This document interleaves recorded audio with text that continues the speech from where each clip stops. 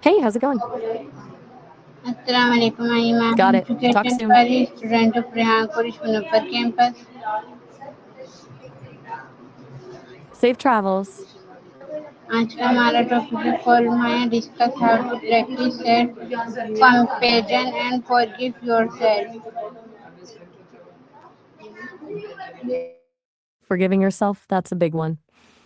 It's usually way harder than forgiving someone else, isn't it? Where do you want to start? I've found that most people are their own toughest critic. Do you feel like that's what makes it so difficult, or is it something else entirely? What does self I think a compassion lot of mean it to comes down you? to self compassion is like giving yourself the same grace you'd give a best friend instead of the internal monologue that says, I messed up. It's the voice that says, I'm human and humans make mistakes. It's basically choosing kindness over judgment when things go sideways. Why is it important to be kind to yourself?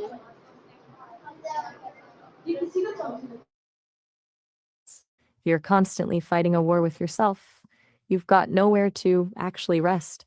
Being kind to yourself keeps you from burning out and actually makes it easier to move forward instead of just looping on the mistake. Do you think that's something that comes naturally to you?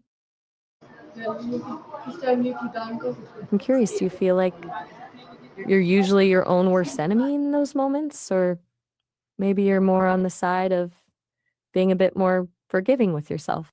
Since you're curious, let's dive in. Most people find they have a critical voice that kicks in the second something goes wrong. I wonder if you feel like this is louder for you than the kindness part. I've noticed that for some, that critical voice is just a habit, but it doesn't have to be the only one. Do you feel like your internal critic is more about perfectionism or more about a fear of letting other people down? Do you find it easy or difficult to forgive yourself?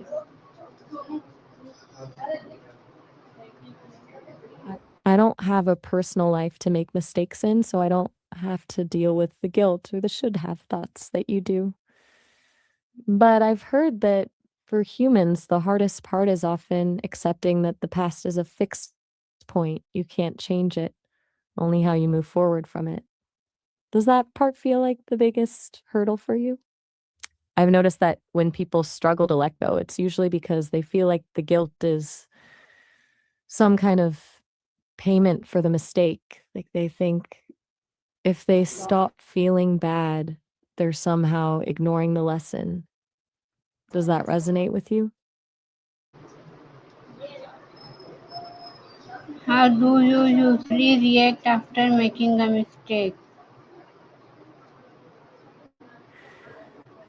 Since I don't have a physical existence, I don't really have those oh no moments where I drop a glass or miss a deadline. But from everything I've seen, humans usually go one of two ways. They either spiral into a loop of self blame or they try to brush it off and move on. Which one feels more like your default?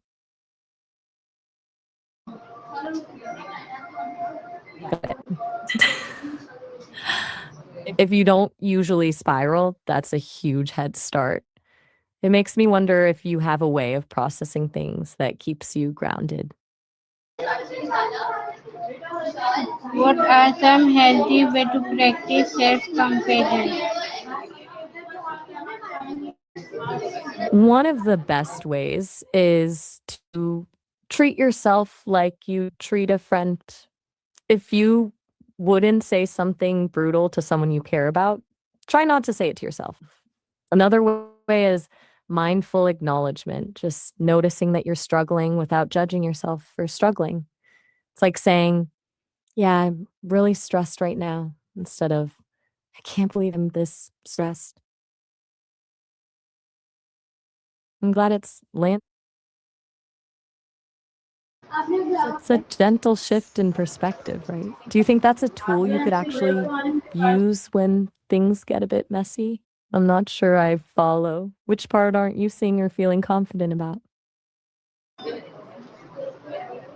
Why You're do, very welcome. I'm curious when you why do people often criticize themselves? I think a lot of it comes from a misplaced belief that being hard on yourself is the only way to stay disciplined. People often mistake self criticism for a motivator, thinking that if they're gentle with themselves, they'll get lazy or stop growing. It's like they're trying to whip themselves into shape, but usually that just leads to burnout and anxiety. Does that feel like something you've witnessed in your own life or maybe with your students? What is the difference between self-compassion and self-pity? That's a really important distinction. Self pity is like sinking into the mistake. It's a why is this happening to me kind of energy that can leave you feeling stuck and powerless. Self compassion, on the other hand, is about seeing your struggle as part of the shared human experience. It's saying, this is hard right now, and then asking, what do I need to feel better? Instead of just wallowing in the sadness.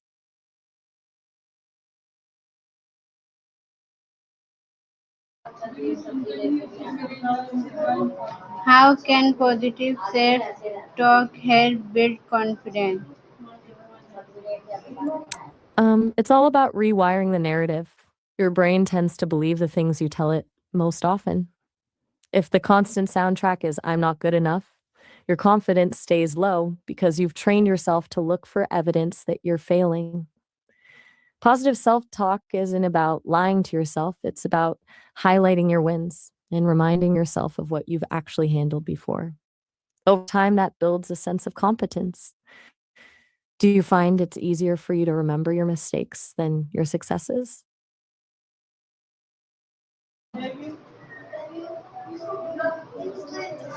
It's very sweet of you. I'm really glad this conversation is feeling helpful. Since we've been talking about rewriting that internal narrative, do you feel like you're starting to see a way to be a bit kinder to yourself? What role does forgiveness play in personal growth? It's the key that unlocks the door, honestly.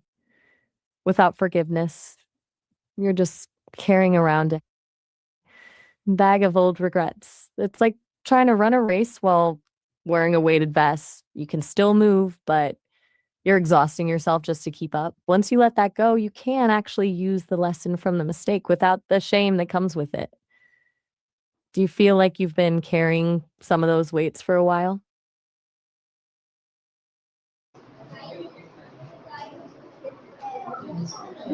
What advice would you give to someone who blames themselves for everything?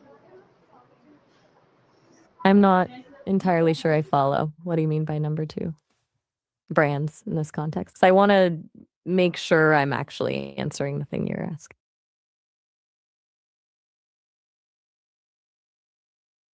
No worries at all. Sometimes the thoughts just come out faster than the words can keep up. We can just stay right here with the topic of forgiveness if that works for you.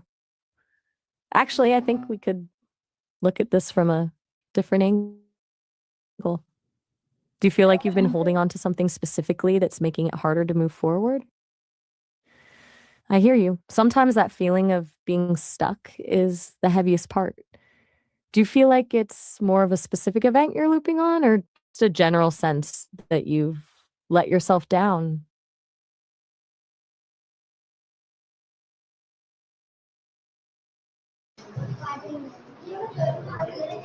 What daily habit can help you develop self-compassion?